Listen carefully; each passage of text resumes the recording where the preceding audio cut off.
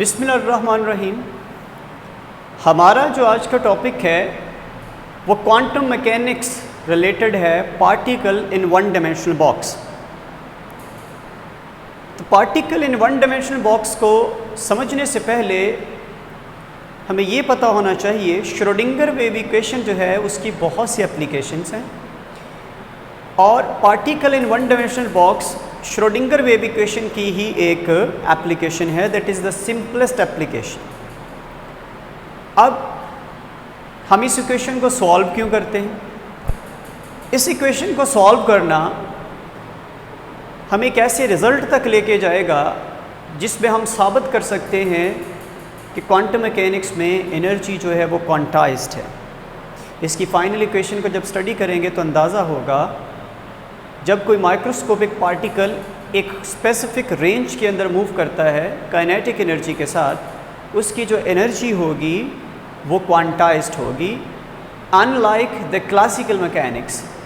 Classical mechanics में हम ये स्टडी करते हैं कि जब भी कोई चीज़ मूव करती है, जो उसकी मोशन है, उसमें जो एनर्जी होगी वो क्वांटाइज्ड नहीं होगी, वो कंटिन्यूस होगी। यानी क्लासिकल मैकेनिक्स में किसी जिस्म के मूव करते हुए हम कोई भी वैल्यू काइनेटिक एनर्जी की या टोटल एनर्जी की गेट कर सकते हैं, हम हासिल कर सकते हैं। लेकिन जो क्वांटम मैकेनिक्स है उसमें आप हर वैल्यू हासिल नहीं कर सकते। जैसे कि श्रोडिंगर वेव इक्वेशन हमें चंद एक्सेप्टेबल आंसर्स, वैसे बहुत सारे आंसर्स होते हैं लेकिन उनमें से कुछ वैल्यूज़ हमारे लिए एक्सेप्टेबल होती हैं जिनको आप आइगन वैल्यूज़ कहते हैं। तो यहाँ पे भी जो वैल्यूज़ होंगी एनर्जी की, उनमें से चंद एक्सेप्टेबल होंगी, बाकी एक्सेप्टेबल नहीं होंगी। It means that quantum mechanics में आप जो एनर्जी है उसको कंटिन्यूस वैल्यूज़ में नहीं ले सकते, आपको कुछ स्पेसिफिक वैल्यूज़ उनकी मानना होती हैं जो क्वांटाइज्ड होती हैं। सो particle in one dimensional box को हल करके उनकी फाइनल इक्वेशन ये साबित करेगी जो एनर्जी है microscopic particle when they move along something और within a restricted area, उनकी एनर्जी क्वांटाइज्ड होगी। तो इसके अलावा particle in one dimensional box इन्हीं microscopic particles like electron, atom और प्रोटॉन्स, इनकी मोशंस को एक्सप्लेन करता है within a restricted area. यहाँ पे हम जब स्टार्ट करेंगे तो बात याद रखें, हमारे पास एक पार्टिकल है जो वन डायमेंशन में मूव कर रहा है। यहाँ पे वन डायमेंशनल बॉक्स का मतलब ये हुआ कि वो एक सीधी लाइन में मूव कर रहा है। सपोज दैट ये जो बोर्ड मार्कर है ये एक डायमेंशन में है, ये कहीं से भी हमें बॉक्स नज़र नहीं आता। सो इसी तरह वो पार्टिकल इस एक सिंगल लाइन पे मूव कर रहा है, लेकिन हमने उसकी मूवमेंट को क्योंकि रिस्ट्रिक्ट कर दिया, इसलिए हम ये कह देते हैं कि एक फ़र्ज़ी दीवार ये है और एक फ़र्ज़ी दीवार ये है, और इन दोनों दीवारों के बाहर वो पार्टिकल नहीं जा सकता। तो हमने ख़ास लेंथ इसकी चूज़ की, इस वन डायमेंशनल बॉक्स की। मूवमेंट सिर्फ अलॉन्ग एक्स एक्सिस है, ये दीवारें फ़र्ज़ी हैं, हाइपोथेटिकल हैं।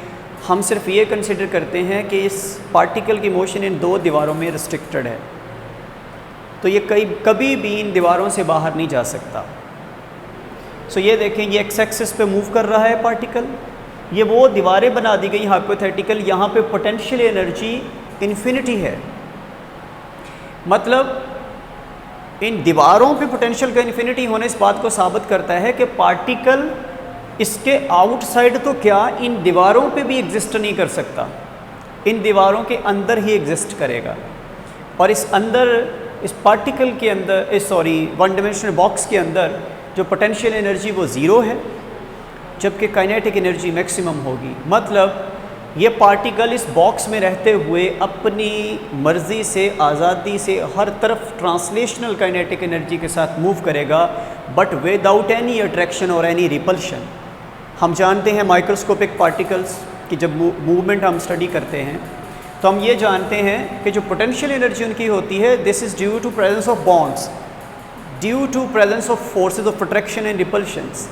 तो क्योंकि और कोई पार्टिकल है नहीं, इसके अंदर सिर्फ एक सिंगल पार्टिकल की बात कर रहे हैं, तो किसी के साथ ना रिपल्शन है ना किसी के साथ अट्रैक्शन है, तो potential energy of that particle within that box will be equal to zero, but kinetic energy will be maximum. But इन दीवारों के ऊपर और इन दीवारों से पार जाना उसके लिए मुमकिन नहीं है। वहाँ पे पोटेंशियल एनर्जी इतनी ज़्यादा है, इन्फिनिटी है, कि वो इनको क्रॉस नहीं कर सकते इस बैरियर को। ये दो बैरियर्स हैं। यहाँ पे हमने डिस्प्लेसमेंट को 0 रखा और वहाँ पे हमने इसकी लेंथ को चूज़ किया, that is x is equal to l here. These are two boundaries. तो क्योंकि इन दीवारों के ऊपर भी इसकी मौजूदगी मुमकिन नहीं, तो यहाँ पे भी वेव फंक्शन 0 होगा पार्टिकल का, और इस साइड पर भी वेव फंक्शन 0 होगा इस दीवार के ऊपर। दीवार के पार तो साई 0 है ही, दीवार के ऊपर भी इसका वेव फंक्शन पार्टिकल का 0 कंसिडर किया जाएगा। अब क्योंकि particle in one dimensional box एक एप्लीकेशन है श्रोडिंगर वेव इक्वेशन की, तो हम शुरू ही श्रोडिंगर वेव इक्वेशन से करेंगे। So this is a Schrodinger wave equation in one dimension. ये सिंगल डायमेंशन के अंदर ये यहाँ से अंदाज़ा होगा d² साई ओवर dx²। यहाँ पे सिर्फ x का मौजूद होना इस बात की दलील है कि ये जो मूवमेंट है सिर्फ x एक्सिस पे है, वरना अगर 3 डायमेंशनल होती या पार्ट ये जो बॉक्स है वो 3 डायमेंशनल होता, हम यहाँ पे लिखते curly psi over curly x² plus curly psi over curly y² plus curly psi over curly z²। But because this is only a one dimensional box, हम सिर्फ x एक्सिस पे इसकी मूवमेंट को स्टडी करेंगे। So this is the Schrodinger wave equation. फिर हमने ये बात की when the particle is present within that box then the potential energy should be equal to 0। Therefore we put the 0 value here. Potential energy की value 0 होना इसको यहाँ से स्किप कर देता है पोटेंशियल एनर्जी को। अल्टीमेटली हमारे पास इक्वेशन इन साइड बॉक्स ये होगी d² psi over dx² plus 8 pi m over h² e psi is equal to 0। हमने ये जो इतना कांस्टेंट है, ये सारी वैल्यू जो है इसको कांस्टेंट कंसिडर किया, और यहाँ पे कांस्टेंट हमने λ² चूज़ किया। लैम्डा इज़ एनी कांस्टेंट, तो हमने इस पूरे फंक्शन को λ² कंसिडर किया। क्यों इसको λ² क्यों कंसिडर किया गया, आगे चल के हमें इसका फ़ायदा ज़रूर मिलेगा। सो इतने सारे कांस्टेंट को हमने λ² चूज़ किया, तो इस इक्वेशन को d² psi over dx² plus λ² psi is equal to 0। अब सबसे पहले तो हमें यहीं से फ़ायदा λ² का पता चलेगा। ये इक्वेशन हमारे लिए सॉल्व करना मुमकिन ना होता आसानी से। इसको मज़ीद आसान इस इक्वेशन को बनाने के लिए हमने सारे कांस्टेंट को एक λ² की शक्ल में लिख के हम इसको लैम्डा भी कंसिडर कर सकते थे, but why we take it as a λ²? Because ये जो फर्स्ट पोर्शन है इक्वेशन का, this is second order differential. तो हमने जो भी कांस्टेंट चूज़ करना था वो भी सेकेंड ऑर्डर डिफरेंशियल होना चाहिए था, तो हमें उसका स्क्वायर करना पड़ा, इसलिए हम इसको λ² करेंगे। क्योंकि अगर यहाँ पे लैम्डा पुट करेंगे ये इक्वेशन दुरुस्त नहीं होगी। λ² पुट करने से ये जो इक्वेशन है it became a second order differential equation. So lambda की जगह आप किसी और को भी चूज़ कर सकते हो, you can choose another constant, आप A B C D Z कोई भी चूज़ कर लें, लेकिन स्क्वायर इसलिए करना पड़ा क्योंकि ये सेकेंड ऑर्डर डिफरेंशियल इक्वेशन है, तो इसको सेकेंड ऑर्डर ही हमें शो करना हो। अब इस सेकेंड ऑर्डर डिफरेंशियल इक्वेशन को सॉल्व करने के हमारे पास 2-3 रास्ते हैं। इसको सिंपली सॉल्व करें, इसको ट्रिग्नोमेट्रिक रेशियोज़ में सॉल्व करें, इसको एक्सपोनेंशियल फॉर्म में सॉल्व करें, लेकिन MSc लेवल तक अक्सर इस इक्वेशन को ट्रिग्नोमेट्रिक फॉर्म में ही सॉल्व किया जाता है। तो इसका जो सिंपल और जनरल सोल्यूशन वो ये है, psi is equal to A sin λx plus B cos λx। अब अक्सर स्टूडेंट्स यहाँ से घबरा जाते हैं कि जी ये इक्वेशन कहाँ से आई।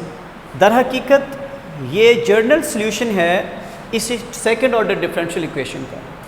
तो मैं आपको साबित करके देता हूँ कि वाक़तन ही ये जो इक्वेशन है इसको अगर सॉल्व किया जाए इसके बराबर आएगी, यानी इसका जनरल सोल्यूशन ये वाला होगा। तो मैं फिर बताता चलूँ, आप इसको एक्सपोनेंशियल फॉर्म में भी सॉल्व कर सकते हैं इस इक्वेशन को। ये देखिए जी हमारे पास है साई इज़ इक्वल टू, तो यहाँ पे सॉल्व कर देता हूँ, psi is equal to A sin λx plus B cos λx। इसका पहले फर्स्ट डेरिवेटिव लेते हैं, d साइन ओवर dx, तो a डेरिवेटिव से बाहर रहेगा, साइन का कॉज होता है, और फिर से जब लैम्डा x का डेरिवेटिव लिया जाएगा तो लैम्डा कांस्टेंट बाहर आ जाएगा, तो इसका डेरिवेटिव होगा lambda a cos x, sorry cos lambda x, और cos का माइनस साइन होता है, तो माइनस फिर से लेमडा बाहर, minus B sine lambda X, इन दोनों में से लेमडा कॉमन आ जाएगा। D psi over D X is equal to lambda into A cos lambda X B sine lambda X. Second time इसको डेरिवेटाइज करें, लेमडा तो पहले ही बाहर है, अब पहले इसका डेरिवेटिव फिर इसका डेरिवेटिव, कॉस का माइनस साइन होता है, लेमडा फिर से बाहर आएगा, तो इसका होगा लेमडा माइनस शुरू में lambda A sine lambda x, और इसका फिर से लेमडा बाहर, लेमडा बी और साइन का होता है कॉस, इन दोनों में से फिर लेमडा कॉमन आ जाएगा, बाहर आ जाएगा, और ये माइनस भी बाहर आ जाएगा। D square psi d x square is equal to minus lambda, और ये कॉमन लेमडा स्केयर हो जाएगा। बाकी देखें क्या बचेगा, A sine lambda X plus B cos lambda X, ये किसके बराबर है, साई के, यहाँ पे आप साई पुट कर दें, बाकी सारा फंक्शन साई के बराबर रह जाएगा। अल्टीमेटली जब ये माइनस इस साइड पे प्लस होगा तो ये होगा d square sine d x square plus lambda square psi is equal to 0। तो मैंने यहाँ पे इस इक्वेशन को सॉल्व किया, सेकंड टाइम डेरिवेटाइज किया, तो ये जवाब आया जो बिल्कुल आपको ये इक्वेशन नज़र आ रही है। तो इसका मतलब ये कहना कि इसका जर्नल सॉल्यूशन ये है, ये गलत नहीं होगा। अब इस इक्वेशन को जब हमने साबित कर दिया कि ये ऐसे ही सॉल्व होगी और वाक़तन ही ये इसका जर्नल सॉल्यूशन है, अब हम इस पे बाउंड्री कंडीशन अप्लाई करेंगे। तो देखें दो बाउंड्रीज हैं, here is the first boundary, here is the second boundary. First boundary में जब डिस्टेंस ज़ीरो है उस वक्त साई या वेव फंक्शन ज़ीरो है। सेकंड बाउंड्री में जब आप एक्स जो लेंथ एल कवर कर चुके तब भी साई ज़ीरो है, because these are the boundaries. इस कंडीशन को फुलफिल करने के लिए आप यहाँ पे इस इक्वेशन में वैल्यूज़ पुट करें। तो ये मैं यहाँ पे पुट करके दिखाता हूँ, when x zero then psi zero, तो यहाँ पे साई की जगह ज़ीरो पुट करें, ए साइन, जब यहाँ पे x को ज़ीरो पुट किया तो ये पूरा प्रोडक्ट ज़ीरो हो जाएगा, और इसी तरह जब यहाँ पे ज़ीरो पुट करेंगे पूरा फैक्टर ये ज़ीरो हो जाएगा। अब मैथमेटिक्स के स्टूडेंट्स जानते हैं साइन ज़ीरो हमेशा ज़ीरो होता है, तो जब साइन ज़ीरो ज़ीरो होगा पूरा फैक्टर उड़ जाएगा, तो b cos zero should be equal to 0।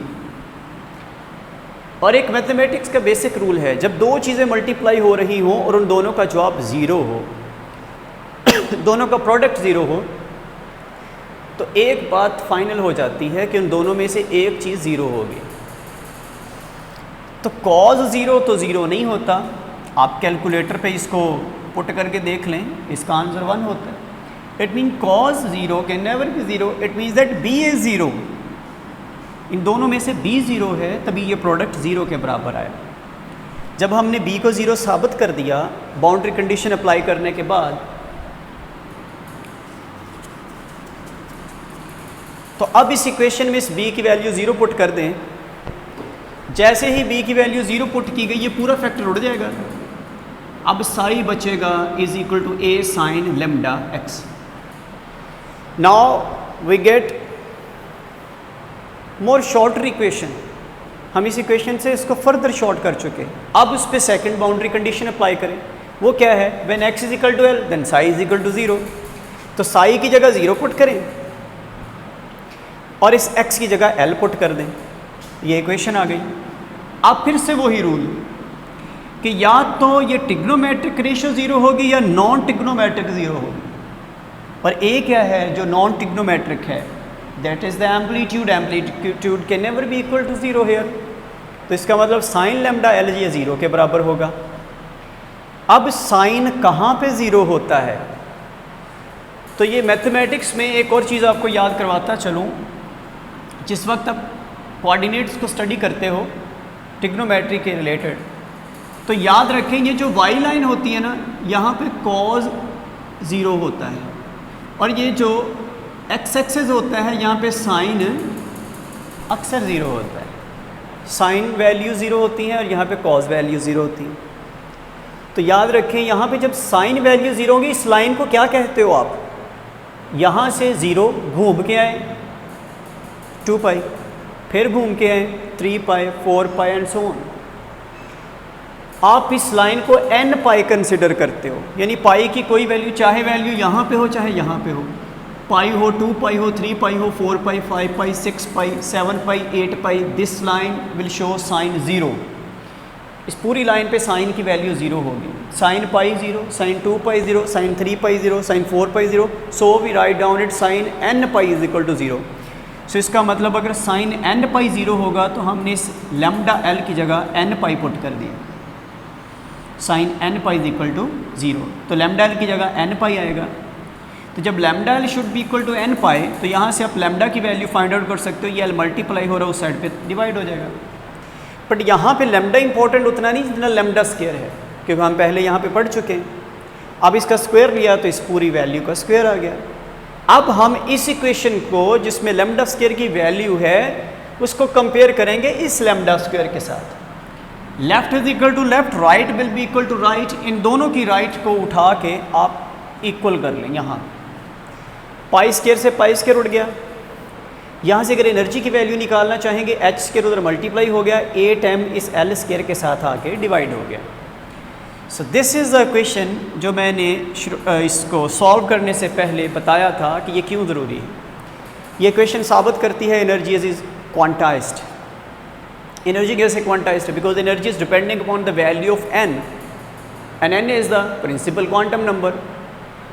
So principal quantum number can never be equal to 0. It starts from 1. When n is equal to 1, we get E is equal to h square over 8 ml square.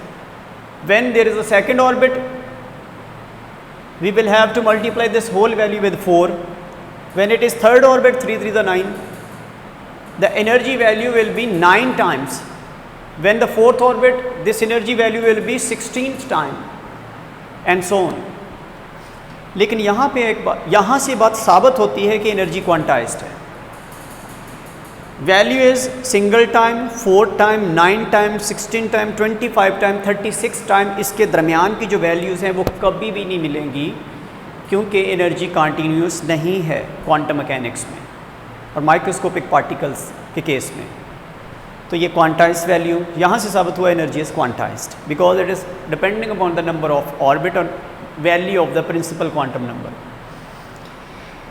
एक interesting बात यह है कि जब ये particle excite, तो हम कर नहीं रहे इसको, अब हम देख रहे हैं when it will be in a ground state then value of n should be equal to 1। जब प्रिंसिपल क्वांटम नंबर 1 होता है इसका मतलब इलेक्ट्रॉन पहले ऑर्बिट में है, सो ये ग्राउंड स्टेट में है। ग्राउंड स्टेट में अगर हम देखें इलेक्ट्रॉन तब भी एक एनर्जी का हामिल है अपनी काइनेटिक मोशन की वजह से, यानी वो ग्राउंड स्टेट में भी मूव कर रहा है, इसकी मोशन रुकती नहीं। इस बात की दलील है जब ग्राउंड स्टेट में इलेक्ट्रॉन की एनर्जी ज़ीरो नहीं, यहाँ पे देखें पोटेंशियल एनर्जी तो इसके पास है ही नहीं, तो सारी की सारी kinetic. It means ground state में भी इलेक्ट्रॉन क्या कर रहा है, it is moving around the nucleus.